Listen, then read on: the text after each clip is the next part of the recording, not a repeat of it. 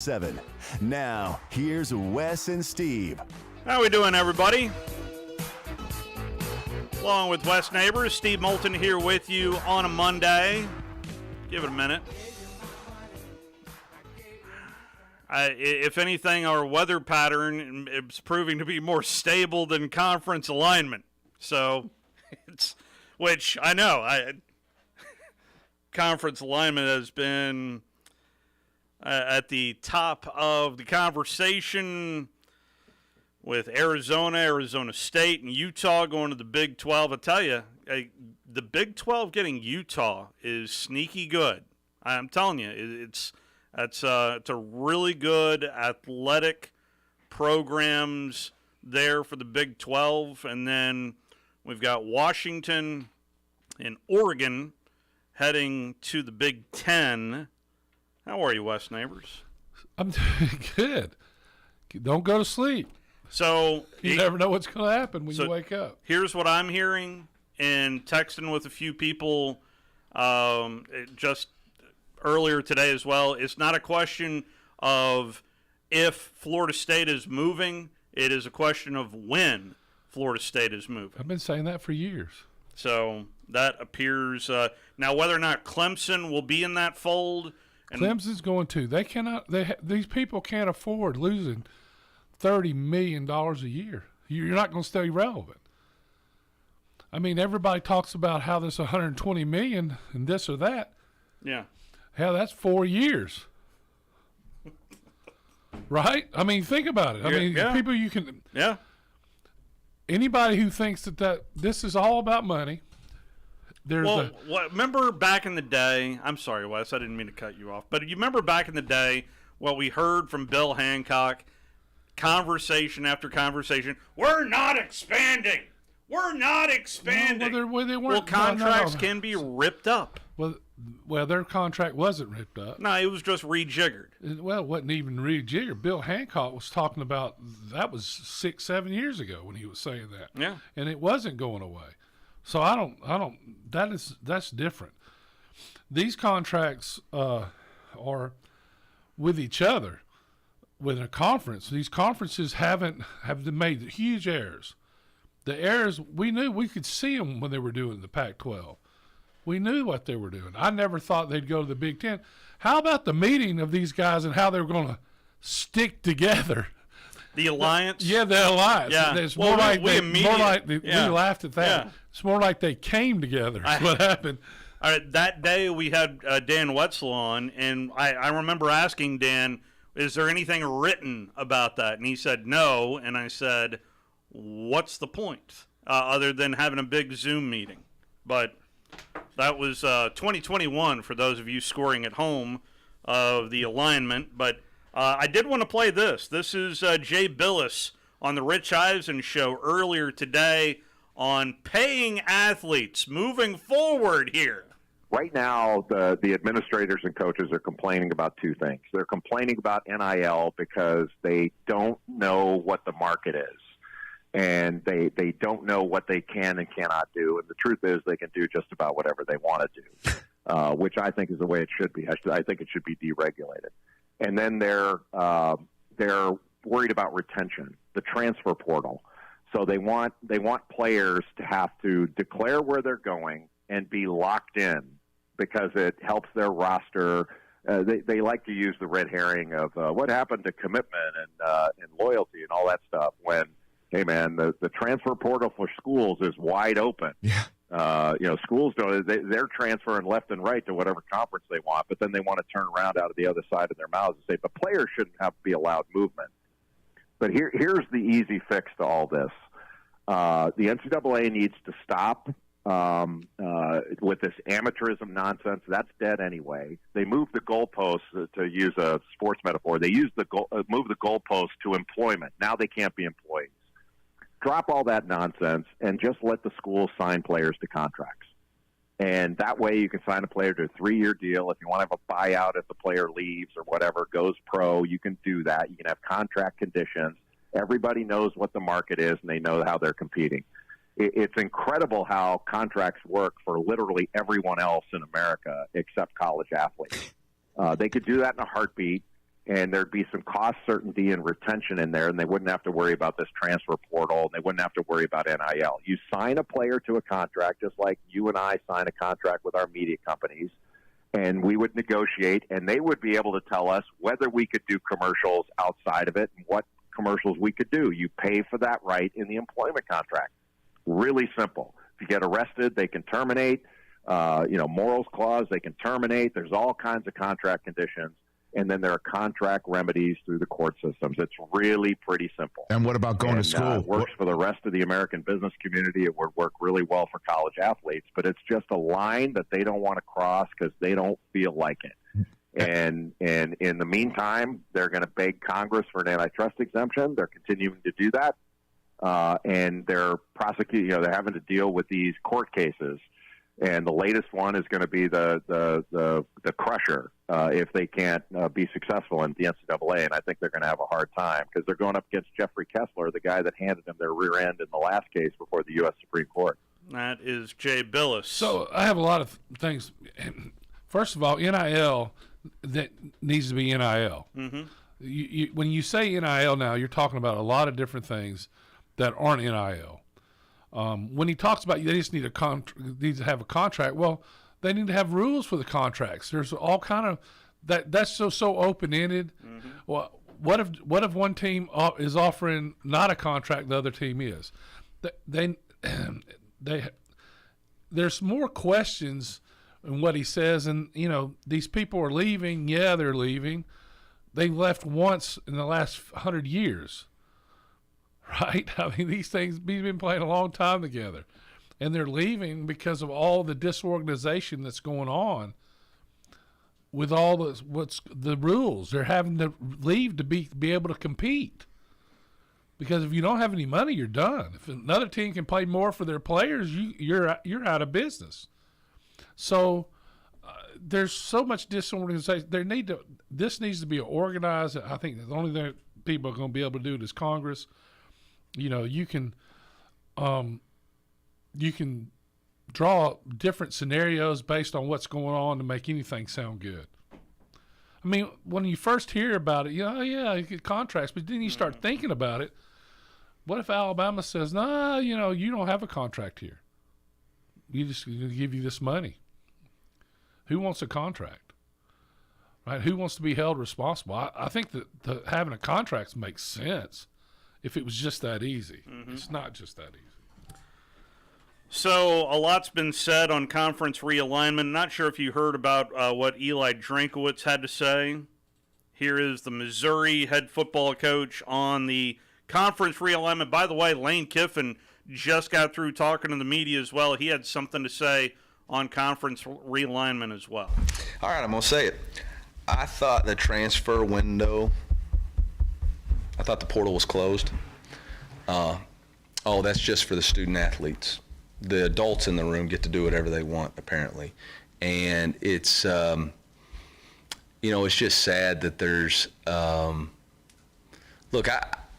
my question is, did we count the cost? I'm not talking about a financial cost. I'm talking about, did we count the cost for the student athletes involved in this decision? What cost is it to those student athletes? We're talking about a football decision. They based off football, but what about softball and baseball who have to travel cross country? Do we ask about the cost to them? Do we know what the number one indicator of symptom or cause of mental health is? It's lack of rest and sleep. Traveling in those baseball, softball games, those people, they travel commercial.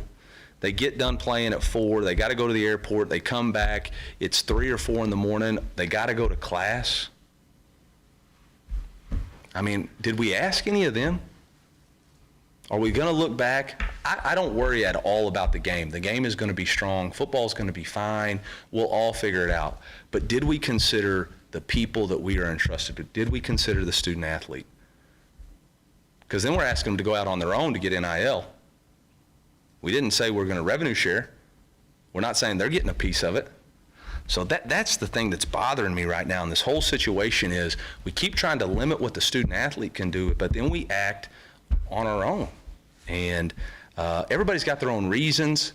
And I'm not questioning any of those. I'm saying as a collective group, have we asked ourselves, what's it going to cost the student athletes? I saw on Twitter several student athletes talking about one of the reasons they chose their school was so that their parents didn't have to travel.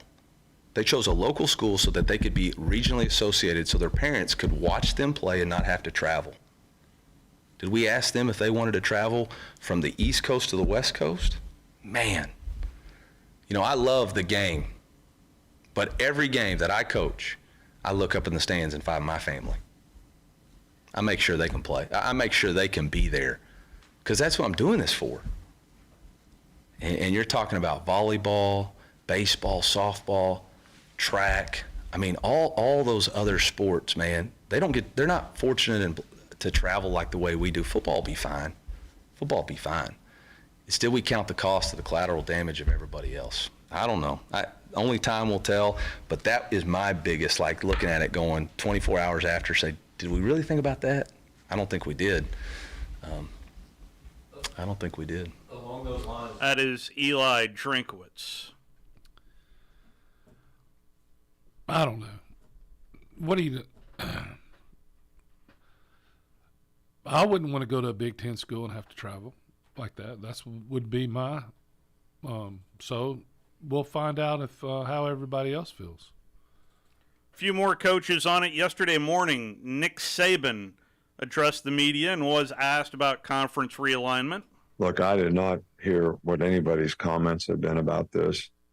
Look, there's a lot of traditions that we've had for a long time in college football, and I think we're in a time of evolution for whatever reasons. And some of those traditions are going to get sort of pushed by the wayside, I think. And it's sad. Whether it's good, bad, or indifferent for college football, I guess you have to define what is good, bad, what is good and bad for college football. So I think one thing I would just hope that we would keep in mind in all the choices and decisions we make relative to what we do in college athletics is the student athlete. They're here to get an education, want to try to help them develop careers on and off the field. And hopefully some of the choices and decisions that we make for college athletics in the future will impact them in a positive way. And I hope that we can keep that as a priority in terms of whatever we decide to do in the future of college football and college athletics. All right, thank you. That was obviously the very end of the press conference yesterday. Lane Kiffin was also asked earlier today about conference realignment. End of that question is not good for college athletes. I think it's really sad for fans, that want to travel to games. And, we're just talking about football here, but let's talk about all the sports that now got to fly around the country. They played weekdays. They get back at 4 a.m. They got to go to school. Parents aren't going to be able to see near as many games, families. So you guys know I just call it what it is. It's obviously about money. So anybody that says these decisions, well, they weren't about money or money was just a small factor. No. I mean, you don't do that to all your student athletes. That's not in the betterment of the student athlete at all. So, but it is what it is, about money. And so just like we do, call it what it is. So again, I hope nobody gets on these 17, 18-year-olds that make money or make decisions based off NIL money when all these universities are doing it. And it's just the tradition part. You're talking about 100 years of tradition just washed up for some more money. That is Lane Kiffin earlier today. Also on Friday, Deion Sanders was asked about it, and his response lit up social media. In case you didn't hear it, the Buffaloes head man in charge. Man, I don't care nothing about no different teams moving. We trying to win, man. I don't care what we play. Okay. I don't care what conference, who we're playing against. We're trying to win. All this is about money. You know that. It's about a bag. Everybody's chasing a bag. Then you get mad at the players when they chase it. How is that? How do the grown-ups get mad at the players when they chasing it when the colleges are chasing it? Yeah, that's true. I just I know that's true. Couple more teams moving today, rumored. I mean, it's just crazy. Yeah, same teams are talking about us, right? Woo! Oh, Lord, that was good. I love going to practice each day, witnessing the battles that we have at certain positions. Receiver battles, offensive line, defensive lines, defensive backs, corners, kickers. It's unbelievable, man. And I love the depth that we're displaying right now. I really do. It's a whole new team. And these guys are really solid, and they're really unified. And they know what the common goal is, and that's to win. And they want to go pro. They want to get to the next level. They want to be a pillar in the community. I love what I'm seeing. The coaches are doing a phenomenal job of blending everything and meshing everything together. But these kids, we got to give them credit for what they're accomplishing. It's not an all-white table at lunch, you know. It's not an all-black table at lunch. It's a team, and I love that. But I really enjoy what I do. I really do. This is not work to me. There's no way you come here and look out those darn windows, and I'm on that beautiful practice field with the beautiful grass, and it's manicured, and I'm looking at mountains. Man, you got to be kidding me. This ain't no darn job. This is a blessing to be out here amongst these kids and leading them in the right direction and posing as their navigational system. It's a blessing to me, and I take it serious. That is Deion Sanders. There was a school, speaking of actual on-field, that had a scrimmage yesterday as they're getting ready for their Week 0 game. The Vanderbilt Commodores had a Week 0 game yesterday, a scrimmage yesterday, and Clark Lee saw some great things from his team. Some of the great things today were I saw tempo used to put pressure on the defense. I saw snap count used to put pressure on the defense. You know, it can be psychological warfare at times. I think there's smart design in that, and then you have capable players. You know, the young guys flashed. London had the long catch on the RPO. Obviously, Junior had a good day.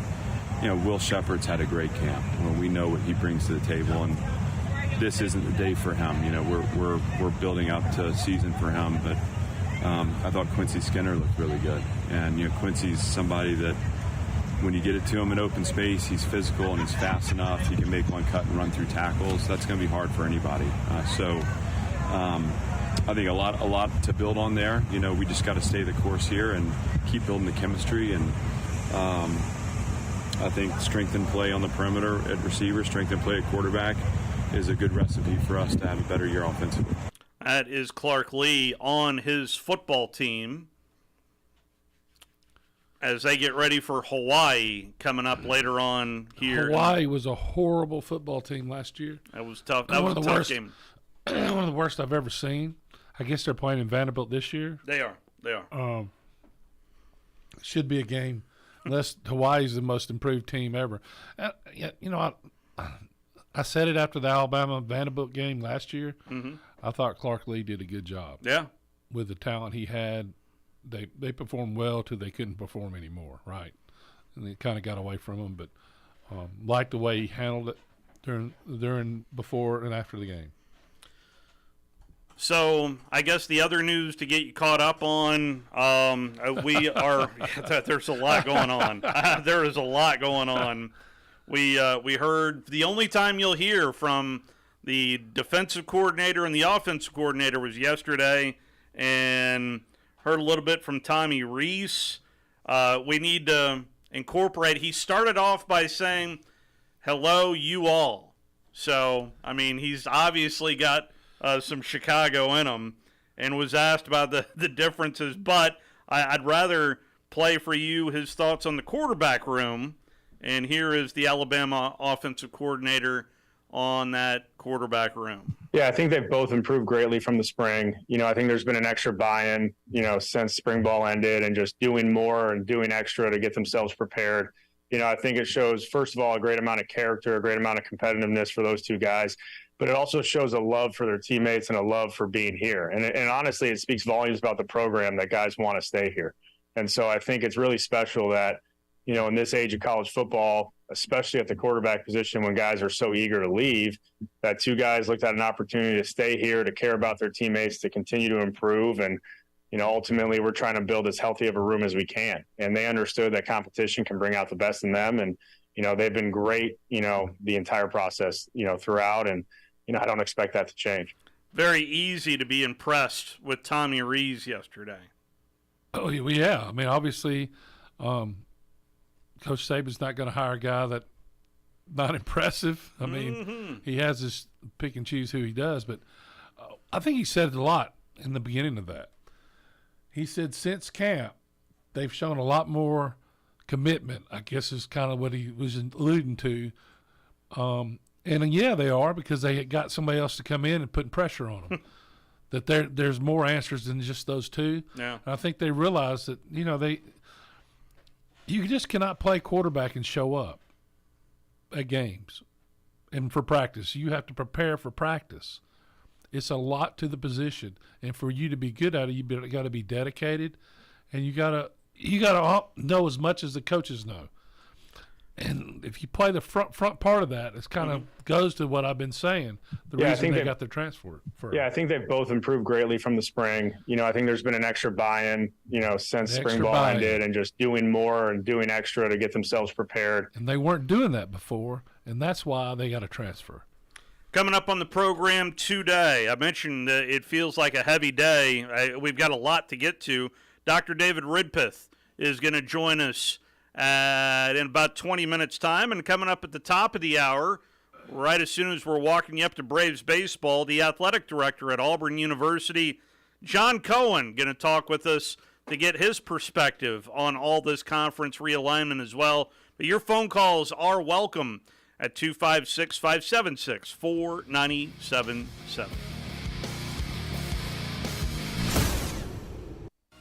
You're listening to The Drive with Wes Neighbors and Steve Moulton on 97.7 ESPN The Zone.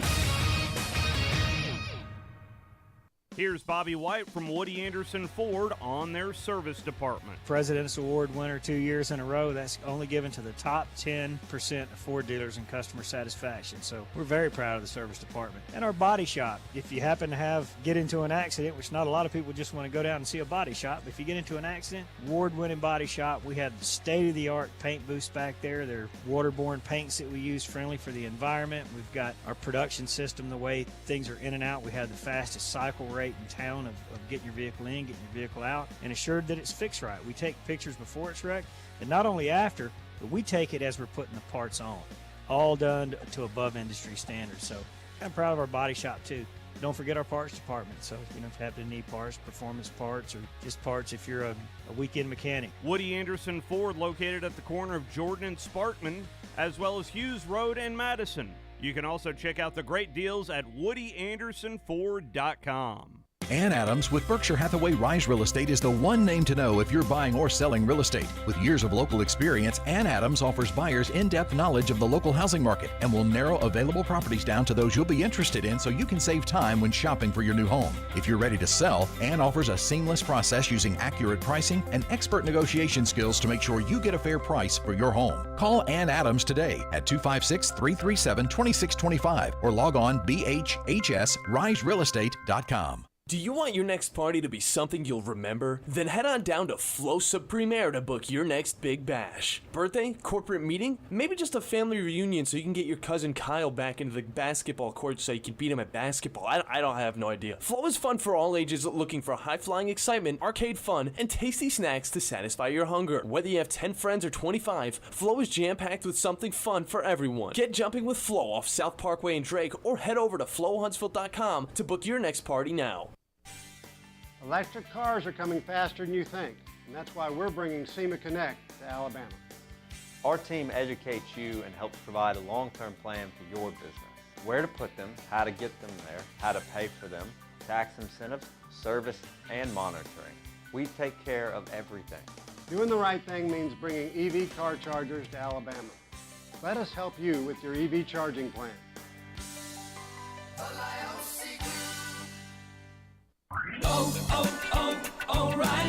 O'Reilly O'Reilly Auto Parts' new Brake Best Select Pro brand raises the bar for the best aftermarket domestic brake pads and rotors available. For vehicle-specific friction formulations, Quiet-Tech noise-canceling shims, and stainless steel hardware, choose Brake Best Select Pro. Professional-grade brakes from the professional parts people at O'Reilly Auto Parts. O'Reilly Auto Parts. Welcome back. Stan McDonald from the Stanton Law Firm. I had lunch with Lewis just recently and with a client of ours, a mutual client, and great to hear all the good things going on at the Stanton Law Firm. Thank you, Wes. The Stanton Law Firm, as you know, we've discussed before, we're dirt lawyers. We do a lot of real estate, litigation and closing. And yes, my son Lewis McDonald enjoyed meeting you a couple of weeks ago, and a couple of your friends. He is, as you know, he's opened up a commercial closing division. So he's really helping a lot of people who are trying to close, buy, or sell on their commercial property. And you can't be in this community doing business without knowing Wes Neighbors. I don't know about that, but it sure was getting to meet another McDonald and talking a little bit about his grandfather, Coach Dye, and the different things. It was a lot of fun. Well, your listeners are really going to enjoy meeting Lewis and you in this community. And like I said, at Jacob Title or the Stanton Law Firm, we close business. We close some good commercial closings, residential closings. We appreciate being part of your show. This segment of The Drive is brought to you by Woody Anderson Ford, located online at WoodyAndersonFord.com with 2 locations, Hughes Road in Madison and Jordan Lane in Huntsville.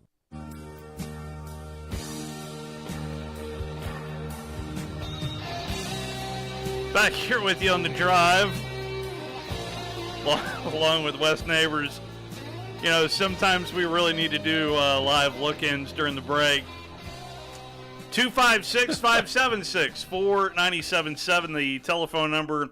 As it stands right now, Florida State's still a member of the Atlantic Coast Conference, although that cannot be said for Arizona, Arizona State, Utah.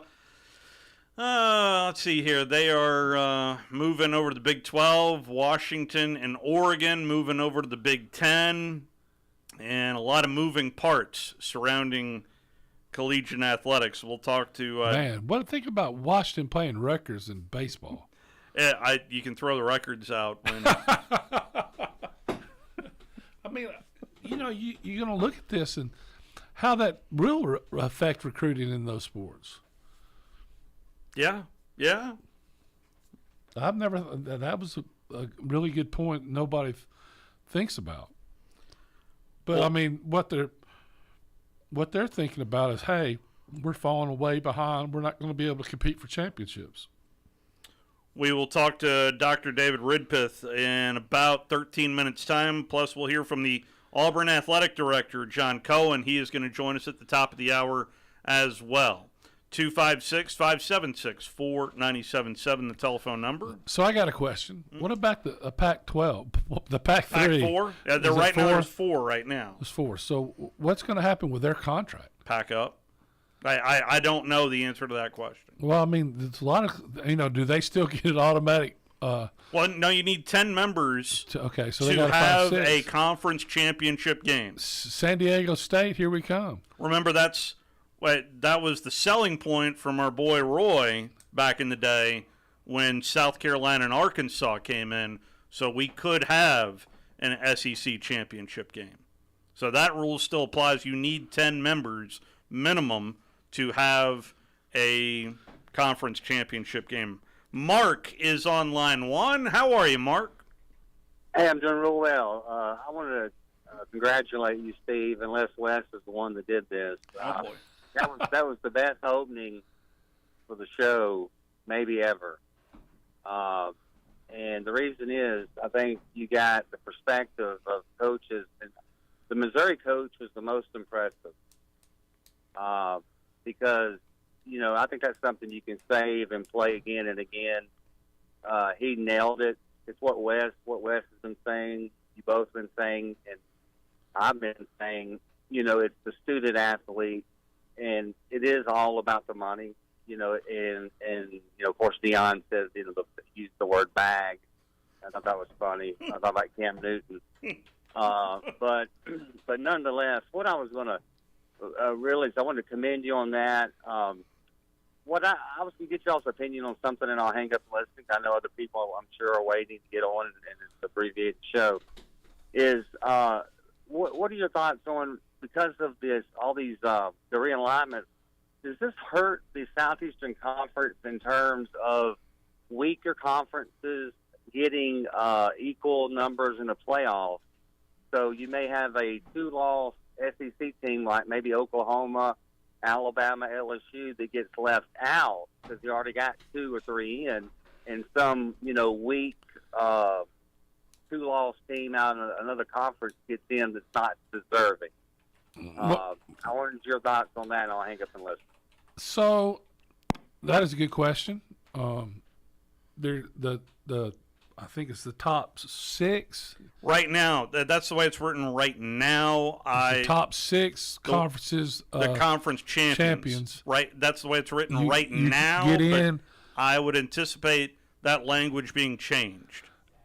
And there'll be 6 at large. Well, so you think they're going to change it to the 5? So the way it was written initially, I was trying to pull up the email that I got from the press release from the College Football Playoff Committee. It was the top 6 conference champions plus the top group of 5 to pull in someone from that. So then you're talking about, so now there's 7 slots taken, so 5 no, at large. I always thought it was 6. Is it 5? I thought it was 5 at large berths were available. Is it 6? Because I really remember reading about the group of 5 being included in it, that the top group of 5 champion would be included as well. No, I think that was the expectation. Part of the 6? Yeah, that's part of the 6, because you can be a group of 5 and make it if you're a conference champion, if you're one of in the top of rankings. So in other words, if you're 15th in the nation and you're a group of 5, you still make it if you're a conference champion, as long as you're in the top 6. Yeah. But I think that language is going to get rewritten because there is a theory that the Big 12 is going to have 20 teams.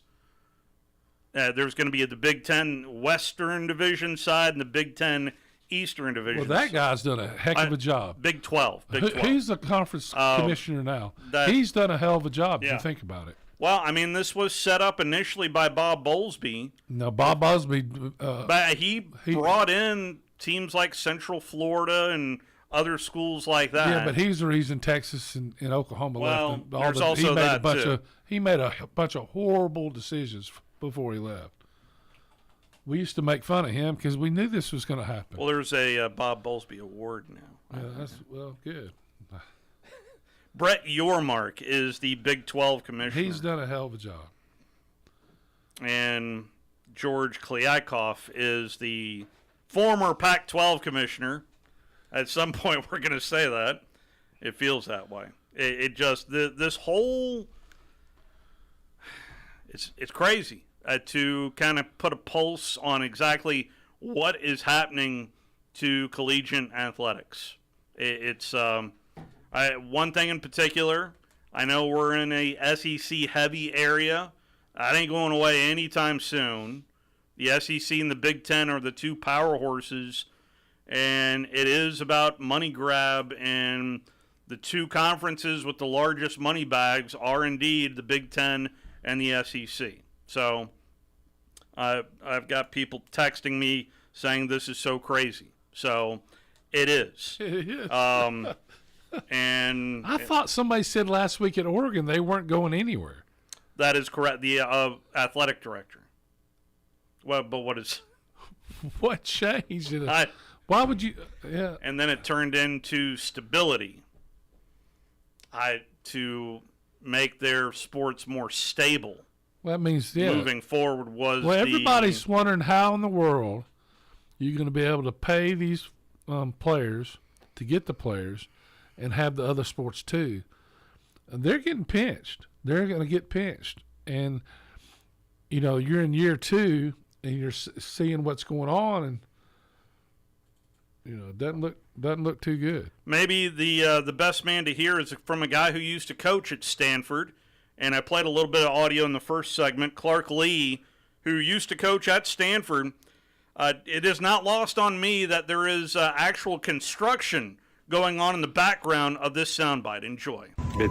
We're in a transitional stage here, and I think, I made comment. I think, Chris, you asked the other day about the Pac-12, and obviously I was a part of that league. That's a big, proud tradition, and in some ways as a fan it's hard to see, but I also understand this again as a transitional point, and I think this all nets out in a model where we're doing the best we can to meet the needs of the student athletes, and also creating national standards for competitive national championship. That's the goal, and there are a lot of people working towards that. And like I said, I every time I have the chance to spend time with Commissioner Sankey, listen to him talk about his vision and the direction of our league and how it fits into the broader. I'm blown away by those big picture conversations. I'm excited for what the future holds for college football. But most importantly to me, I'm excited about the future of animal football, and that's where I put my attention every day. So imagine that construction happening in Nashville. I mean, I never would have thought. Yeah. All I know is I have two grandchildren that are about 2.5 that love that. One of them makes that noise every time. Oh, really? Oh, yeah. Yeah, they love that. I didn't like it so much. Make the noise. Yeah. Dr. David Ridpeth is going to join us next after we take our final time out here on this Monday edition of The Drive. You're listening to The Drive with Wes Neighbors and Steve Moulton on 97.7 ESPN The Zone. Tom Luganbill here for my friends at Woody Anderson Ford. Bobby White and his team take great pride in their service department, and you can see it the moment you walk into those beautiful new service lanes. And just like a championship team, they all work together to make sure your experience is second to none, whether you drive a Ford or not. Also, check out the gold certified pre-owned inventory at Woody Anderson Ford for great deals every day. Stop by and see them at Jordan and Sparkman or at Woody Anderson of Madison on Hughes Road, or visit WoodyAndersonFord.com. Thomas from Talent Heating and Air back in studio with us. And Thomas, those temperatures in the summertime starting to rise once again.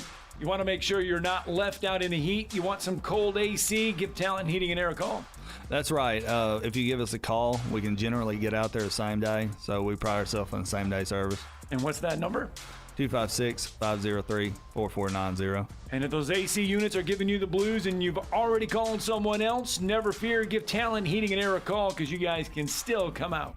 That's right. We do free second opinions on major repairs and quotes. A lot of times we save our customers thousands of dollars and additionally get their units repaired before the other guy could even get started. And that number for Talent Heating and Air is? 256-503-4490. And if you can't give Talent Heating and Air a call, you can find them online at talenthvac.com. Schedule all your appointment service calls there. Talent Heating and Air. Give them a call or find them online today. The kitchen is the heart of any home. It's where the family gathers. It's where kids discover old recipes and make them their own. Just starting out or just now getting started on the dream kitchen you've always wanted? I'm Chris Haygood, and from all of us here at Bob Wallace Appliance to the home builders and the homeowners of the Huntsville area, a heartfelt thank you for buying local. We're in Huntsville, Florence, and Coleman, and online at bobwallaceappliance.com.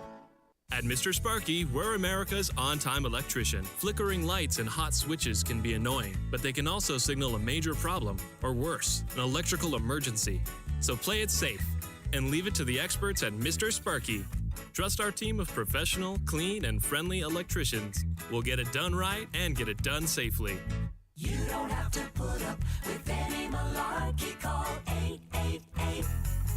888-8-SPARKY. Independently owned and operated, licensed in the respective state or county. With us today, Dr. Tracy Lowry of Best Vein Care of Huntsville. When we evaluate a patient and they indeed have significant venous disease, most third-party payers, private insurance, Medicare, require us to treat every patient conservatively at least 90 days. Conservative treatment includes increasing ambulation, elevation of the legs, and the wearing of compression stockings. It's very common for folks to come see us in March or April wanting to have their veins fixed before they go into swimsuits starting in June.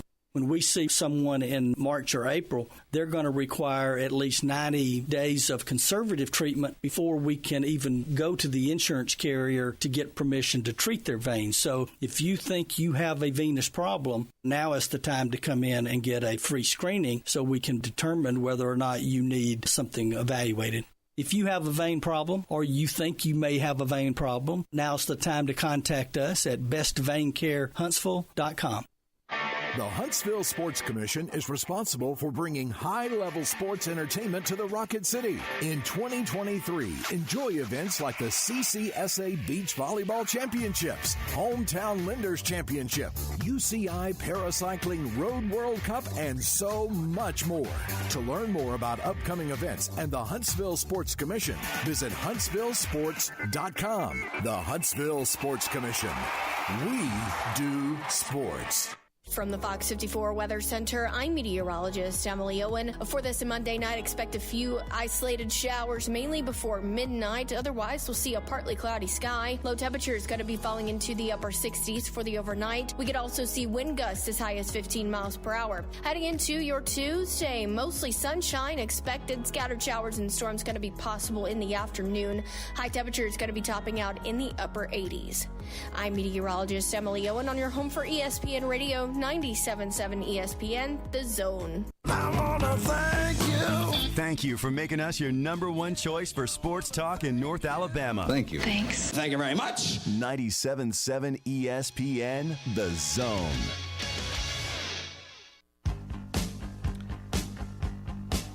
Back here with you on The Drive. John Cohen, the Auburn Athletic Director, is going to join us at the top of the hour. Maybe we should look to a conference with some stability. How about the MAC? The MAC, I mean, no one's moving out of the MAC, right? And it only goes to prove exactly the kind of leadership that is around there, especially at Ohio University, where Dr. David Ridpeth is kind enough to join us to talk a little MACtion. How are you, sir? I'm doing well, gentlemen, and thank you for having me on, and I appreciate the shout-out to the MAC. Well, I mean, the floor is yours, sir, on this ever-changing landscape of big-time collegiate athletics. Your thoughts? Well, I think, to put it in simple terms, I've always said, and Steve, you probably heard me say this before, that very little will affect the fans' appetite for college athletics, and certainly college football will lead that. But so we'll watch the games no matter what. Again, do I like what's going on? Absolutely not. But again, it was very much inevitable when you think about the people that are in charge, trying to control the money, chasing the money. There's absolutely no thought to education, no thought to the athletes. They're not giving the athletes an equal seat at the table to negotiate their working conditions. And honestly, I've always thought that college athletics was going to get to some type of a scorched earth in some ways. And then maybe at that point in time, we can really look at building a model or models that would support college athletics going into the future. We have to adapt. I don't think there's anyone out there that would sit here and try to defend amateurism or say it's all about education and, but they're getting a scholarship. I think those days are all over. Those are easy arguments to refute. It's time for us to really sit down and talk about new directions for college sports. It's not minor league, it's major league, and we need to treat it as such.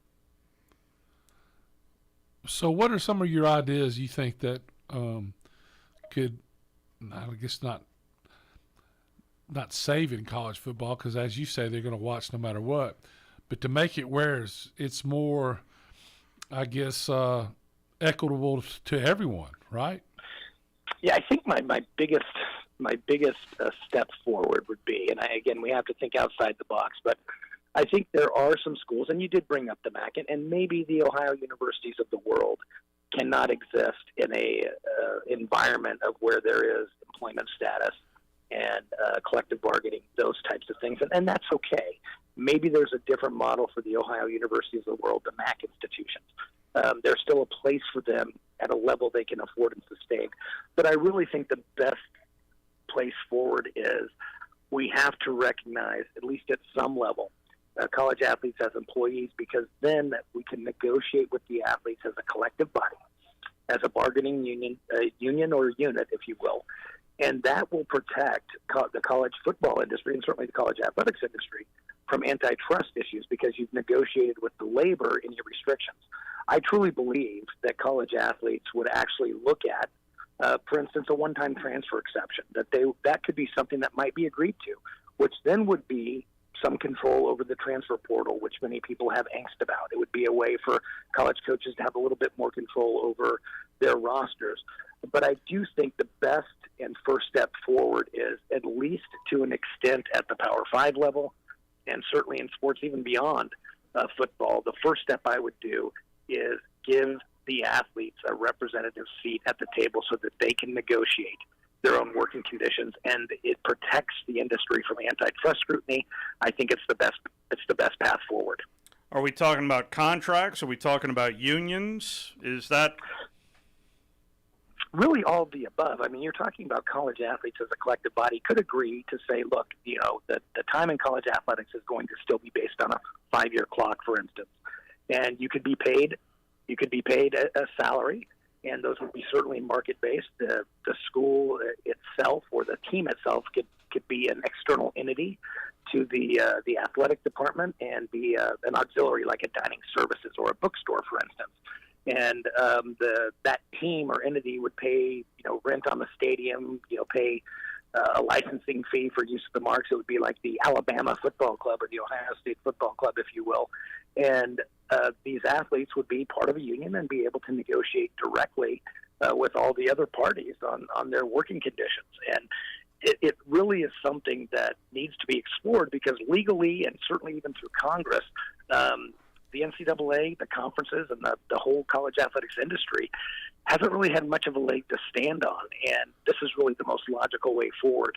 There's a lot of other things that I think to look at. I think football spending away from the current setup it has some merit. I think letting schools choose by sport, and certainly this would help out the MAC. It would help even with Title IX, letting the schools choose by sport what level they want to play at. So, for instance, let's say in Ohio University, we certainly could compete in men's and women's basketball, volleyball, maybe even baseball. We went to the College World Series before.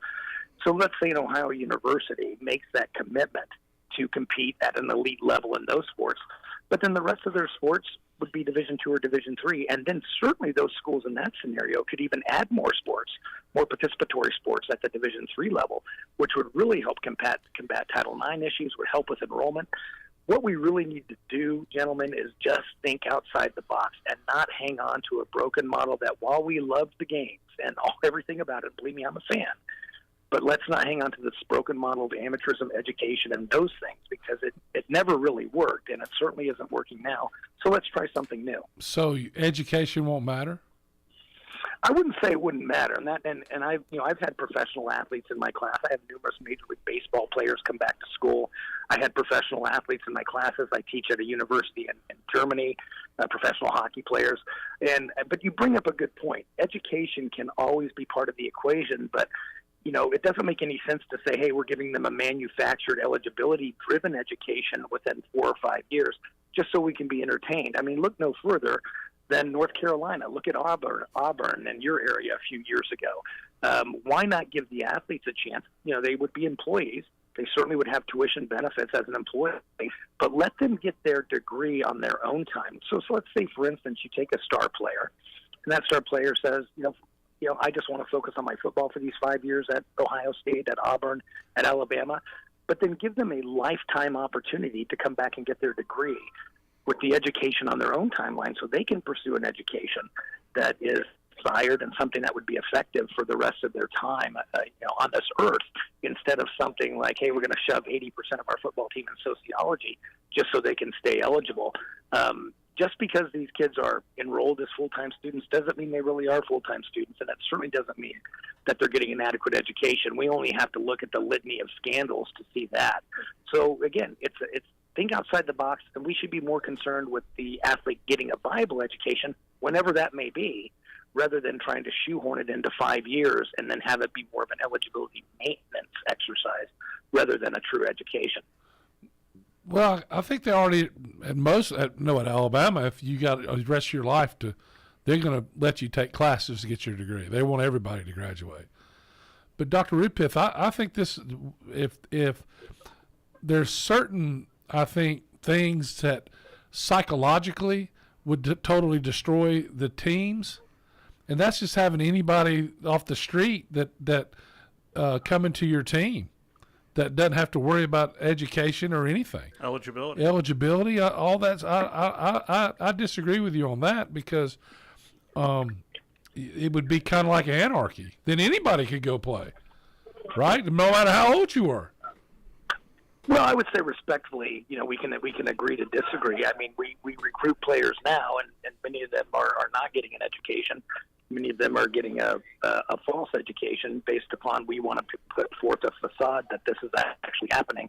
But if we're signing kids to contracts and we have bargaining rights, we actually have roster limits and those types of things, I see it as a way to manage a roster very effectively. I certainly don't see it as anarchy. I do respect your opinion, but respectfully disagree. But what I'm saying is true. It doesn't matter. That wouldn't anybody could play, no matter what's your age, whatever. It wouldn't matter if you didn't have any eligibility issues, right? Well, you could negotiate any restrict. You could negotiate age limits. You could negotiate a lot of things. But again, I've seen it working in the industry for a long time. Just because somebody's enrolled in classes and is theoretically a full-time student, there's many times, and I would say more often than not, and even graduation rates from the NCAA are skewed, that the education isn't going on. But what's wrong with them getting the education later or having the opportunity to get the education later when their playing career is over? As we know for most college athletes, it is over after those 4 or 5 years of being a college athlete. And I'm not saying that they couldn't take classes in this situation or even be a full-time student, but let's let the athlete make the choice. And then they know they have that opportunity to, one, finish their degree when they would leave, or opportunity to even start it. So I just look at it as, just a different approach to education. If they're not a full-time student, if they're under contract and there's roster limits and salary caps and all those things that can happen with the union, those things can certainly be controlled. Talking to Dr. David Rudpith right now on the Neighbors Wealth Management Hotline, and at least one thing has been consistent throughout all this, and that is I have yet to hear from the NCAA president. And I really, Charlie Baker, when he took over, said a lot of things, and it started to make me feel a little bit more hopeful about the president of the NCAA, but I'm surprised I haven't heard. Maybe I shouldn't be, but I am a little bit surprised that we haven't heard from Charlie Baker, David. Well, I think, again, anything is an improvement on Mark Emmert. He was probably the worst leader that the NCAA has ever had, and there's a low bar to clear there,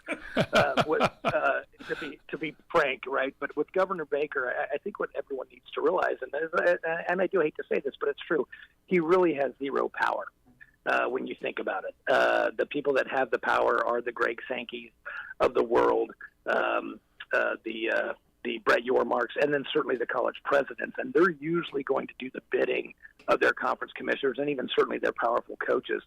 So, what Charlie Baker is really more of a consensus builder. I agree with you. I would like to hear him out front and try to be a person at least leading the discussion and bringing these people in and saying, is this the way that we want to go? Or if we're going this way, then let's really think about where this is going to take us. And I think no matter what, I think the train has left the station, that we are going to employment status in some way, and I think we're going to unionization. But Charlie Baker could be a leader here, and I agree with you. I've been disappointed with him the past few weeks. And one of the subjects he brought up during the College World Series was gambling. And I feel like this is the one part of the conversation we're not having, because we're starting to see more and more stories about athletes gambling. And it's certainly more acceptable in our culture now. I disagree. It's always been going on. You just know now. There's just more information? Well, yeah, because they're using their cell phones like idiots. Well, honestly, I think you both are both right in a sense. I mean, I'm actually a supporter of legalized gambling. It's actually one of the more well-regulated industries, very transparent, and if there is something nefarious going on, it's usually sniffed out pretty well by how gambling is governed. And I've always thought that sunshine's the best disinfectant. However, yes, from a governance perspective, whether it's Major League Baseball, whatever, there needs to be some restrictions within the governance system of the athletic body of what athletes can do with regards to gambling. I've always said at the very least, athletes should be able to gamble on anything except their own sport and obviously their own team. And, there certainly needs to be more education. But gambling, I agree with you, has always been going on. It always will be going on. It's better to have it legal and out in the open. But certainly athletes need to, and now coaches, obviously we had the issue with some coaches out there too, need to be educated on this is what you can do. And, yeah, you can gamble on the Kentucky Derby. You could gamble on the NFL, but you can't gamble on college football, nor can you gamble on your team. And if you do, there will be severe consequences. But I do think the way that gambling is set up, it is one of the most transparent, open industries, and I've been pretty impressed with how they've been able to sniff these things out. I have too. So we've only got a few more minutes left with you, Dr. Ridpeth. What is the next step in terms of what you'd like to see out of, I hate to use an NIL portal reference, but it feels like the grown-ups are in the portal and trying to figure out which has the bigger bag. So what is the end game here? Well, I think it goes back to, and I know some people, may not like this, and I get this, but I think we have to have some very bold and drastic decisions that the courts have proven that, any restrictions on college students, and if college athletes are college students, is usually going to trigger an antitrust violation. College students can make money off their NIL, multiple millions if they want to. College students can transfer as much as they want to. So college athletes are actually college students, and they should have all those rights. However, if we want to have some restrictions, and I understand reasons why we want to have some restrictions, we can't unilaterally impose those without the athletes having an equal seat at the negotiating table. So we really do need to look at how do we go forward with college athlete employment and college athlete unionization and giving them a seat at the table. And I actually believe that some of the solutions that would come out of that might be very beneficial. I actually do believe it would, certainly from the transfer portal perspective, would regulate it more. I'm not for NILs being capped or anything like that. I certainly don't know if we ever could police recruiting inducements, because recruiting inducements have been going on since 1898, right? And recruiting's unequal already. If we want recruiting to be equal, then every team needs to have the same recruiting budget. Every team needs to have the same size locker room, right? And you see how ridiculous that sounds. So at the end of the day, we have to look at that. And I do think that college athlete unionization and those things might lead to some sort of salary caps and maybe even spending caps where teams become a little bit more equal if the Power Five, spins off. And then it's going to really come down to coaching and who plays better on that day rather than, the rich getting richer. And maybe the Ohio universities of the world, play at a level that is more, and the athletes agree to it, that is more of the educational extracurricular model. And we'll still watch those games too. Dr. Ridpeth, I can't thank you enough for hopping on with us, and I'll always learn something. Thank you so much for hopping on. Always enjoy being on with you guys. Thanks so much. That is Dr. David Ridpeth from Ohio University joining us. Always has strong opinions. I just, what he's saying will never work. It's not practical. The other thing that is, I don't like people to discount these athletes, especially all the good that's being done in the last 17 years where these kids are graduating from college, and you're going to say that they're just pushed through school? Really? But they're going to school, they're getting a degree? I don't, I have a problem with that. It's the professor saying they're dumb jocks, right? That's what I hear. And I know what a college education can do for these guys, and paying them $40,000, $50,000 a year ain't going to change anything.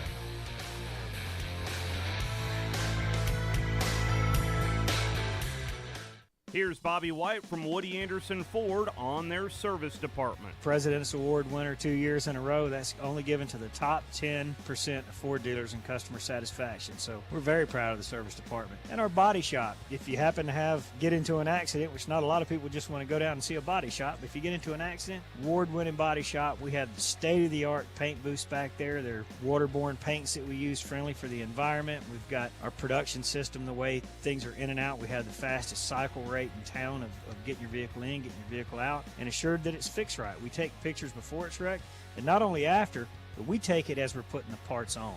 All done to above industry standards. So I'm proud of our body shop, too.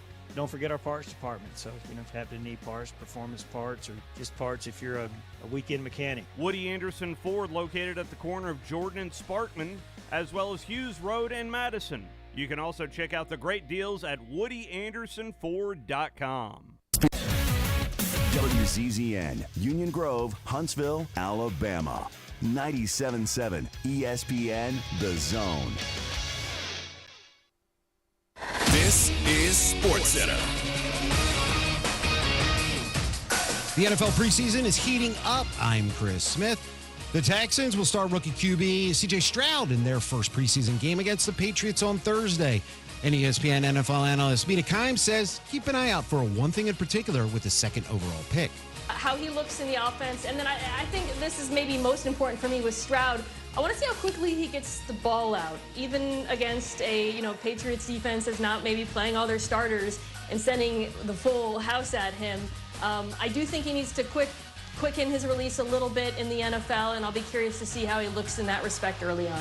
Heard on NFL Live. Also, the Texans starting right tackle Titus Howard is expected to miss 4 to 6 weeks after undergoing hand surgery on Monday, a source told ESPN's Adam Schefter. The timeline does leave the door open for Howard to return in time for the team's regular season opener against the Ravens. Meanwhile, free agent quarterback Teddy Bridgewater is signing with the Detroit Lions, according to ESPN's Jeremy Fowler.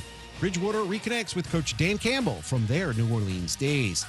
And Fowler also reporting that free agent running back Kareem Hunt will visit the Saints on Tuesday as they look for running back depth after Eno Benjamin was placed on injury reserve and starting running back Eric Camarva was suspended for the first 3 games of the season. On to baseball, White Sox shortstop Tim Anderson has suspended 6 games, and Guardians third baseman Jose Ramirez has suspended 3 for their part in Saturday's bench-clearing brawl. While both managers and Guardians closer Emmanuel Clase will be all suspended 1 game each.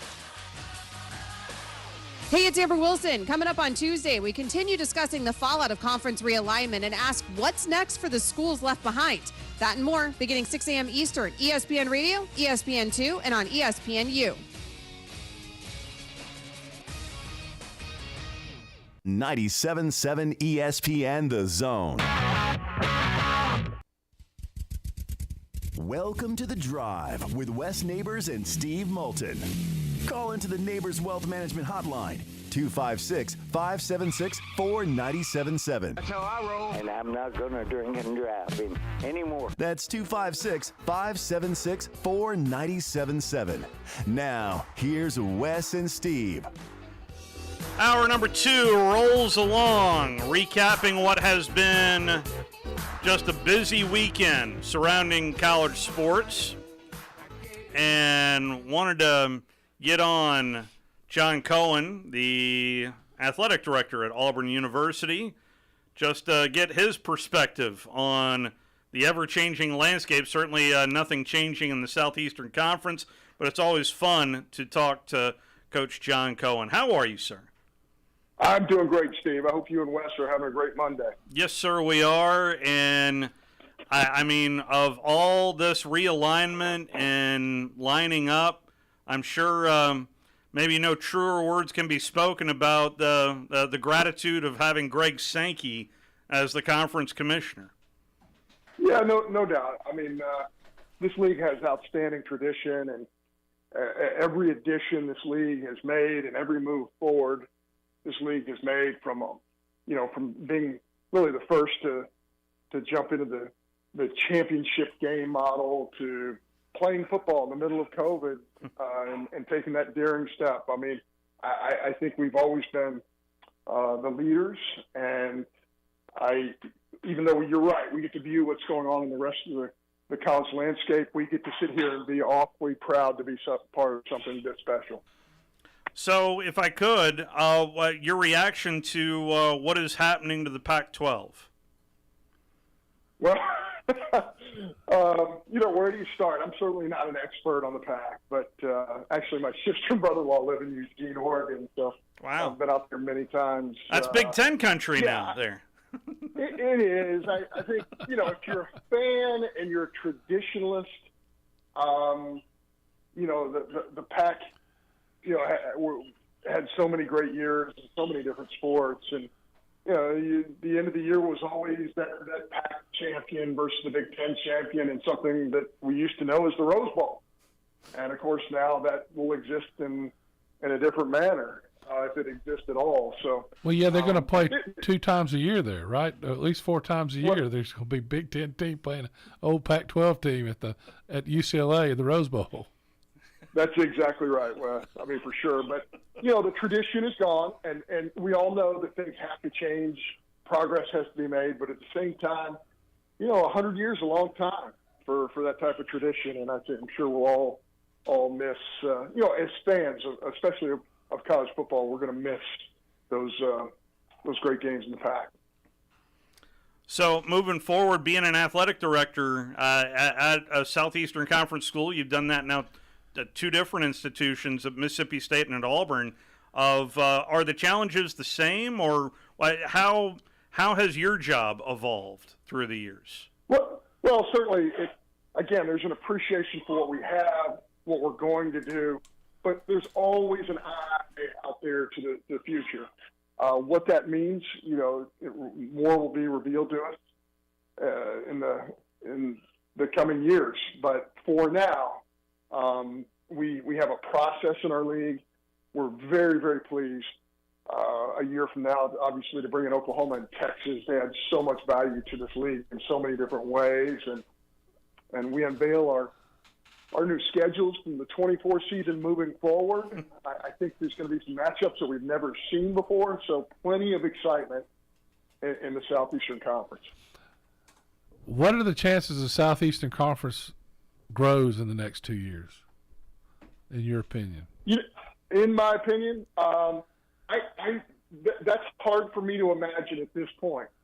Things could always change, and certainly we represent one school out of the 16, but it's hard for me to imagine at this point, just because I just feel like we're positioned so well as a conference, and again, just thrilled with where the CFP is going to be, so thrilled with the performance of all the sports in our league.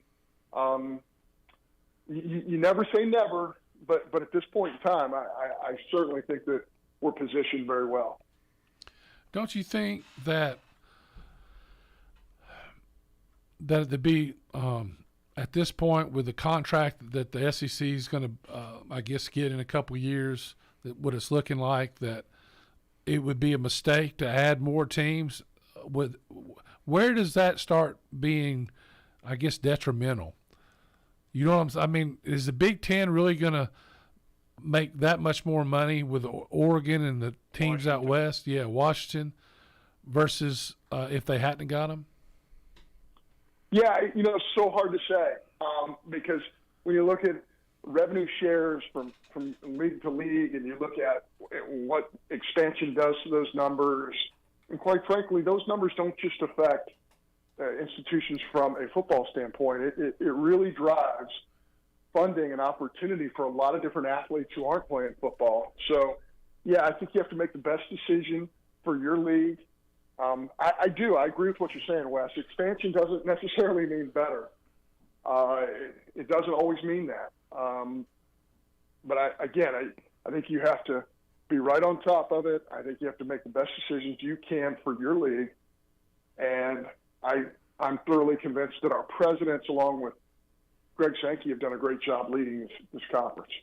How quick was the turnaround? I did talk to a couple of folks down in the spring meetings that, I was kind enough to, meet you down there as well during that time. But just in terms of what I heard from Oklahoma and Texas, it was a pretty rapid turnaround and call and acceptance into the SEC.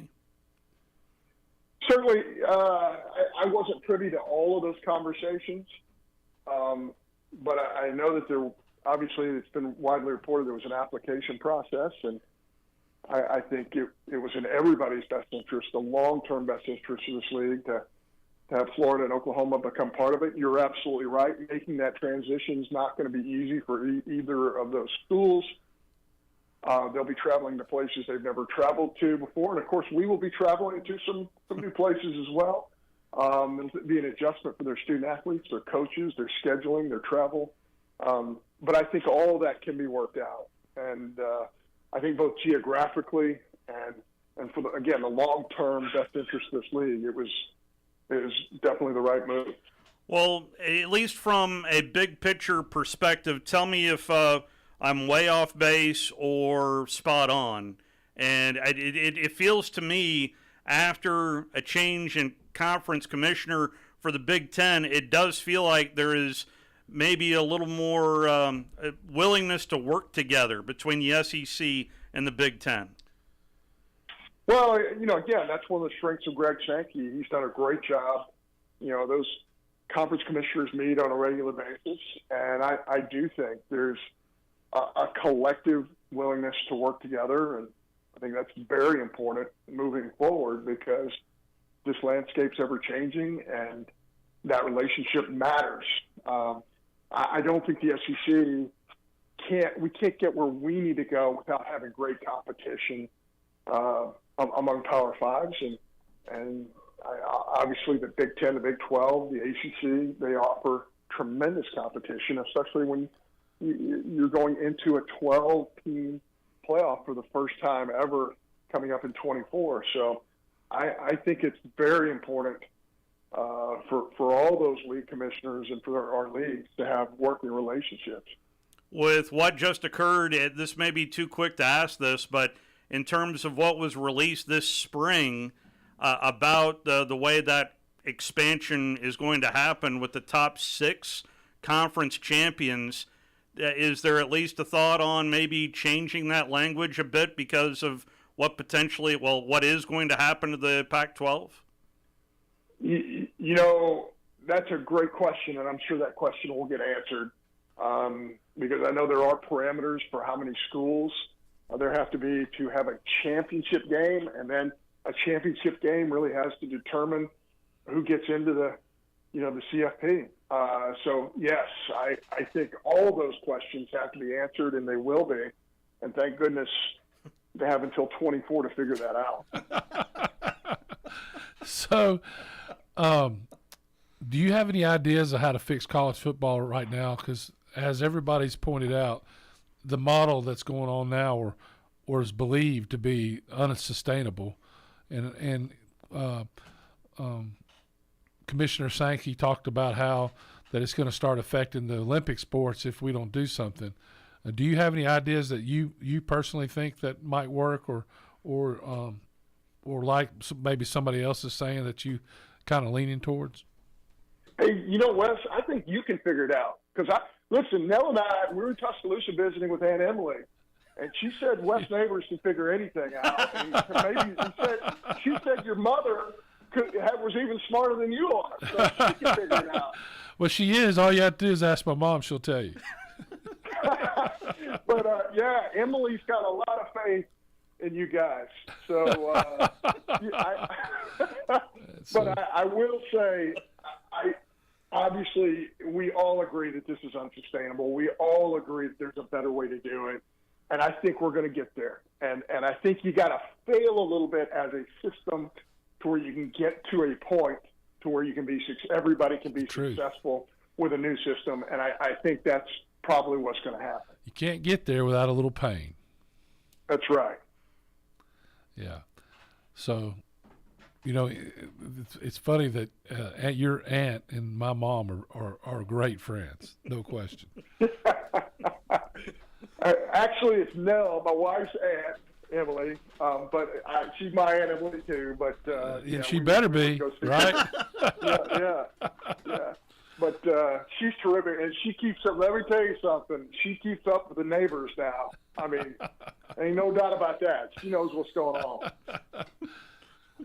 87 years old. 87 years old. Wow, man. Sign me up for that, and still sounds like still sharp as a tack. No question about that. She's locked in. You can count on that. Give me. Have you been out onto the practice field for your football squad yet? Yeah, a lot of energy, a lot of enthusiasm. actually spoke to our team this morning about some expectations we have from an administrative standpoint. I think Coach Breeze and his staff are just doing a great job. You know, everything's new. Many of the coaches are new. A lot of new personnel on our football team. But there's an energy, there's a feeling that you can it's palpable. You can feel this transition happening, and I like what I see. You know, we're going to hit some bumps in the road, and we're not quite where we need to get just yet. But I tell you what, don't bet against the Auburn Tigers, because I think we have some great things on the horizon. And I believe we spoke to Christian Clemente last week, and he told me there was 21 transfer portal players. Any truth to the rumor that "Hi, my name is" going to be sewn on the front of the jersey so all the players know each other? No, I think they're doing a great job of socializing their names to each other. But you know, it's probably the case of several SEC schools where you have a new staff and a new beginning. But yeah, I think it's going well, and you know, so many new things, brand new football facility that's just state of the art, along with a new staff and really a largely new football team. I mean, everything is new, but and the building, the facilities, and the building, the facility, So I'm just thrilled with where it's going, but also know that it's going to take a little time for us to get where ultimately we want to be. There is a lot of stories surrounding Jarquez Hunter, and I needed to ask you, is this a university matter or is this an athletic matter? Well, we can't comment at all on our student athletes, and we never will. We're going to take care of all of our kids and make sure that they're represented the right way. And so, you know, we're not going to discuss any of our student athletes at this time, but just suffice to say that we are taking the best measures for athletic. We are always in the best interest of our athletic department, our university, and make all decisions accordingly. Fair enough. I feel like I feel free to just say move on, but is there at least, do we know when a resolution is going to occur? Yeah, that's something we just can't discuss. That's an internal matter, and we're not going to discuss that outside of the walls of the department here. Fair enough. So I just it sounds like getting your legs under you into this job. Has anything surprised you around the Auburn community? I don't think anything's really surprised me, but the Auburn spirit, the excitement of our fans. I don't know if I mentioned this to y'all, but my first game at Auburn was last fall in November against Texas A&M. I literally thought we were playing for a spot in the SEC championship game. 87,000 proud, packed, incredible environment.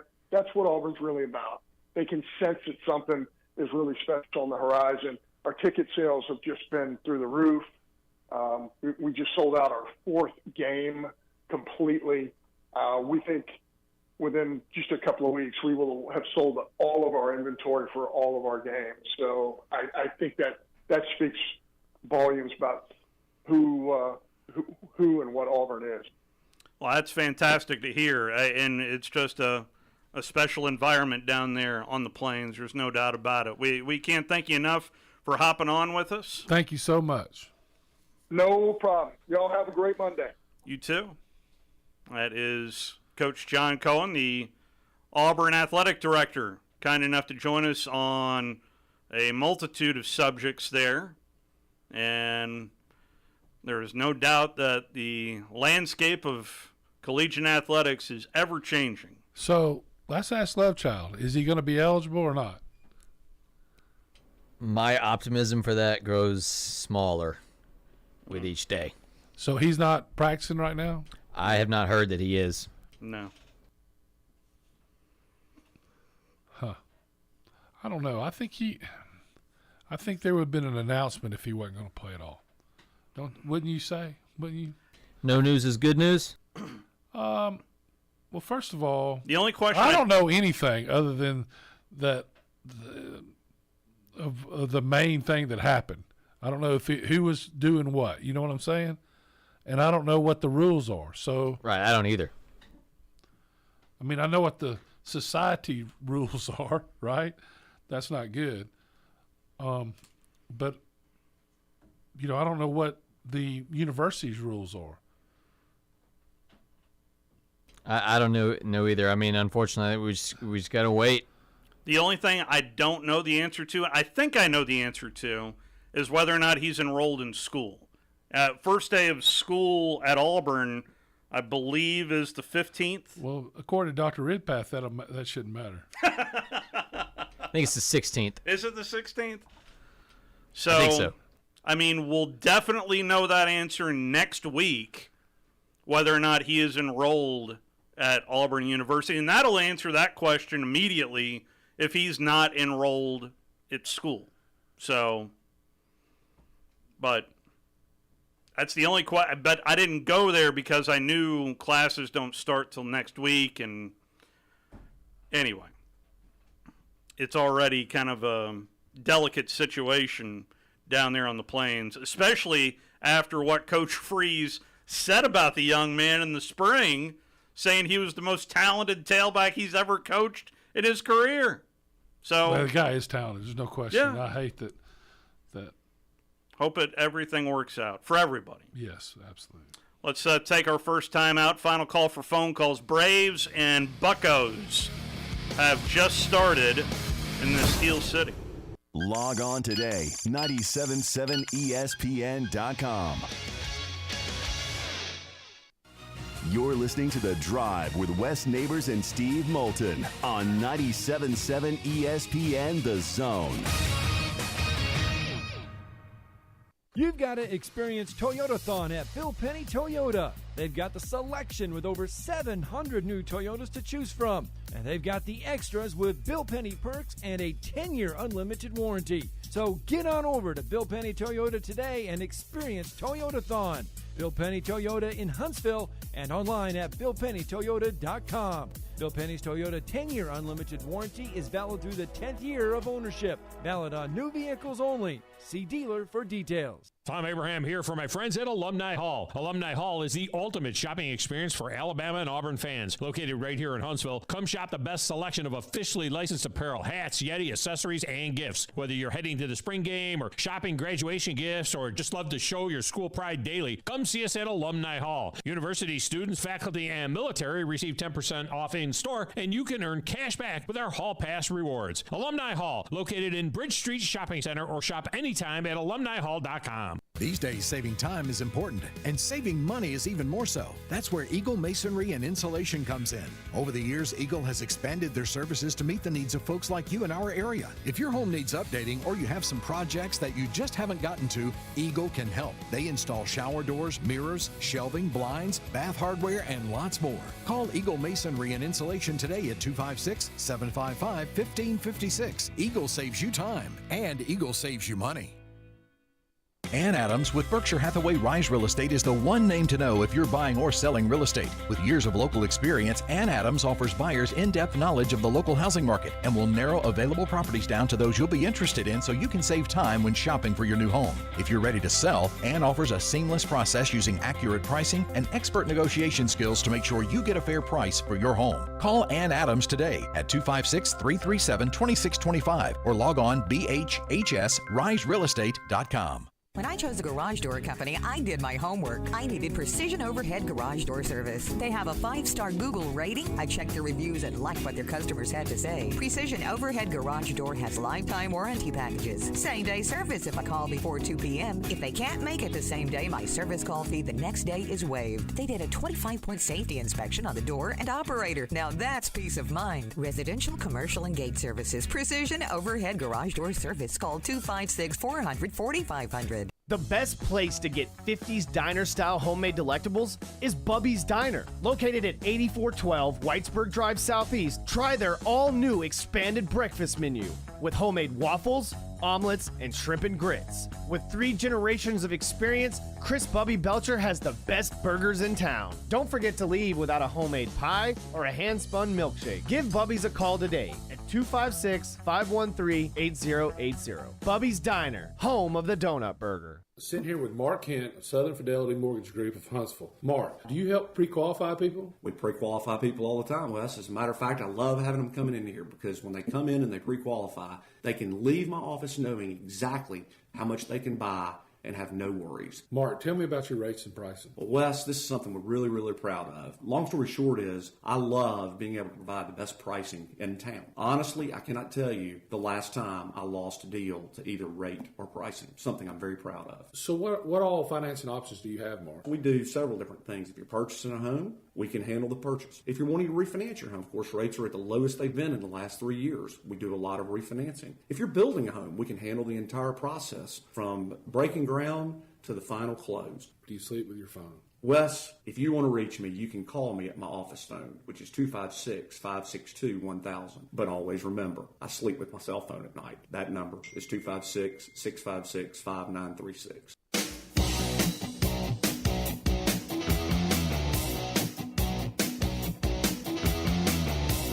Final call for phone calls, 256-457-2523. We cleared up the Jarquez Hunter situation, clear as mud. We'll find out whether or not the young man can play or not, but if you'd like to call us, you can certainly do so. Where are you pointing at, Wes? Well, I think they're talking about it right now. Philip Montgomery spoke earlier today down in the Plains. I do not have that audio, but I do have what have I not gotten to today? Oh, your boy, Jay Billis. You loved this earlier. I have one more cut from Jay Billis on the Rich Eisen show earlier.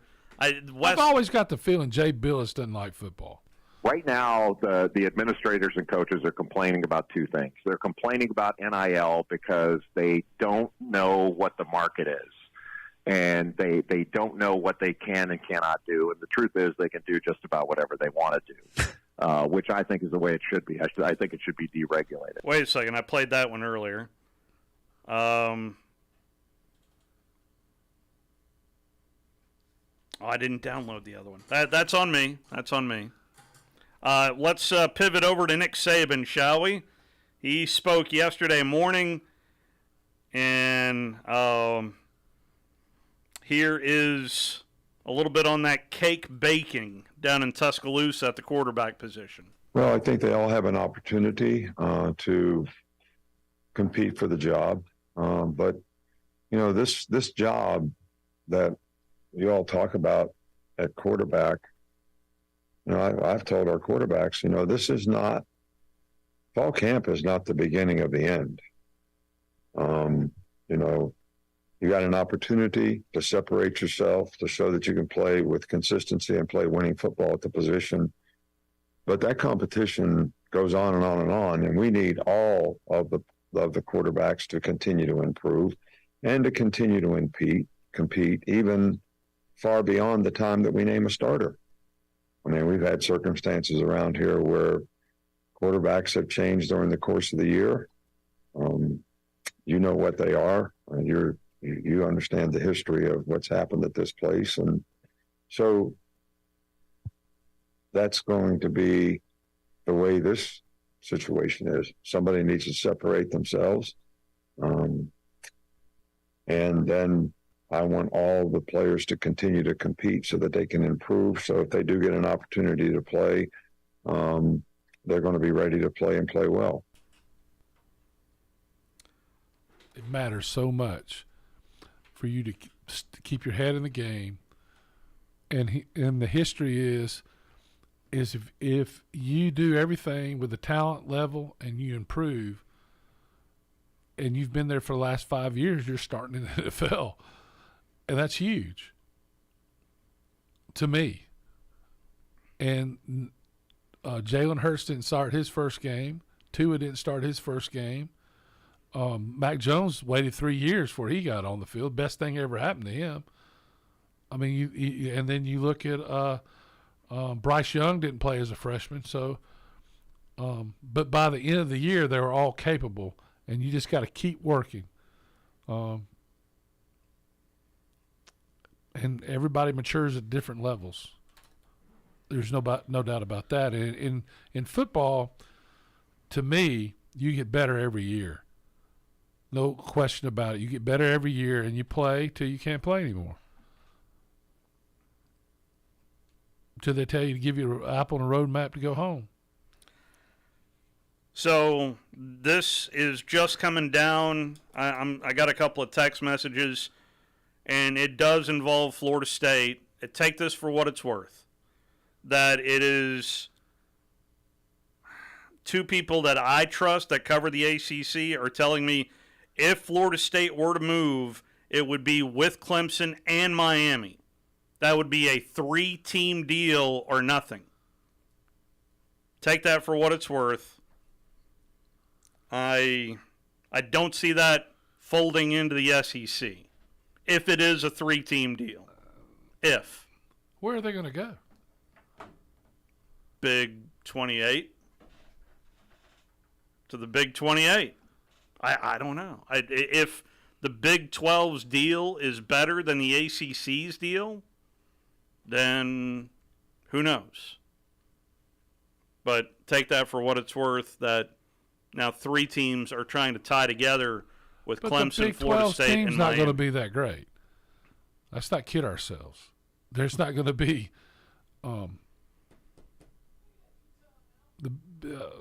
yeah, you do. I mean, come on, love child.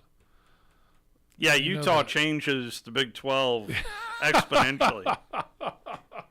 I just said it was a good get. It is because of how decent they have been across the board. Basketball, football. It's all about people watching, though. Anyway, so being good has a lot to do with it, no question, too. 3 teams, I don't know. I think that I always thought they could get out of the thing with 8 teams. We'll see what happens. Yes, we will. Yes, we will. The coaches poll came out today. This is what we're going to end with.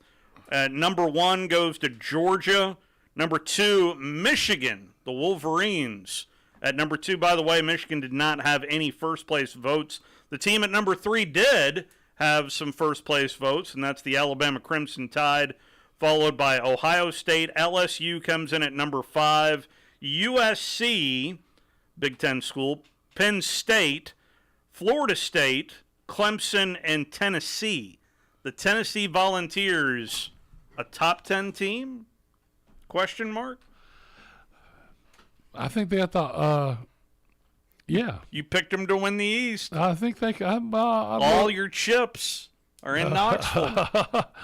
I think they got a good chance to win the East. I really do. I mean, they got to beat Georgia. That's all they have to do. Beat Georgia, South Carolina, Kentucky, Vanderbilt. Who's the other team they play in the West? Auburn. Auburn. I'm sorry. Yeah. I'm sorry. I thought you were Georgia talking about on your mind. It's always on my mind. Yeah. I will have to look it up. I immediately want to think Ole Miss, but I could be wrong. No, they don't play Ole Miss. They don't? No. Oh, yeah, you know that schedule like the back of your hand. They're at Missouri. No, that's at Missouri, Vanderbilt, Texas A&M. Texas A&M. So that could be where they play at Texas A&M. Host. They host Texas A&M. Yes. That could be trouble. But I think Ole Miss could be trouble for Georgia too if they overlook them, because they have that Ole Miss has a way to. The key to beating Georgia is scoring, and then putting a little pressure on that quarterback that hadn't never played in a game before. That's right. Yeah. That to me, that's big. It always helps though when you have good players around you to throw to. It helps. Yeah, but I just don't think the consistency will be there this year for them to win it again. Now, I picked Tennessee. It was a twofold decision. One is I really do think Tennessee could win it. The second was because you were sitting next to me when I did it. Well, just because I think the safe play was pick Georgia, right? Well, everybody was doing it. All right. Well, they picked them. They didn't. The only person that picked them to win, Alabama to win in the SEC championship was me.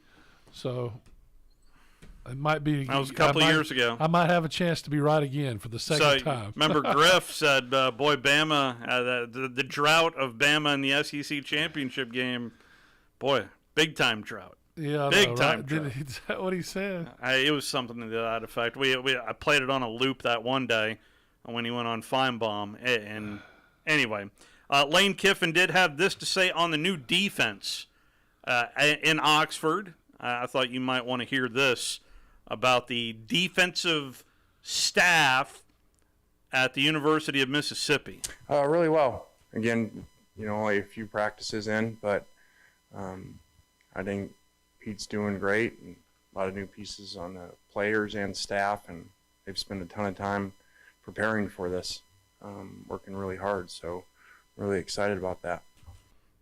That is Lane Kiffin on his new defense.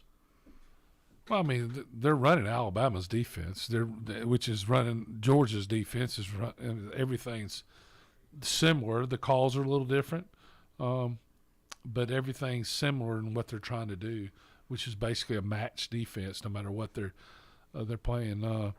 Whether they're playing with 4 defense backs, 5 or 6, it's all about matching up the coverage that's called, putting a guy on a guy, even if they're running a zone. It a lot of times ends up looking like you just don't go to a zone and you go to where the player is in the zone, and that's the big thing they do.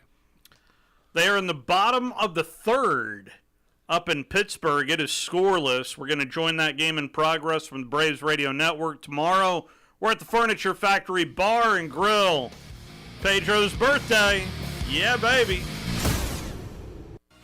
You're listening to The Drive with Wes Neighbors and Steve Moulton on 97.7 ESPN The Zone. Are you tired of chasing a roofing contractor to show up on time or even show up at all? I'm Sam Fleming with Fleming Roofing and Restoration. Our motto at Fleming Roofing is we show up.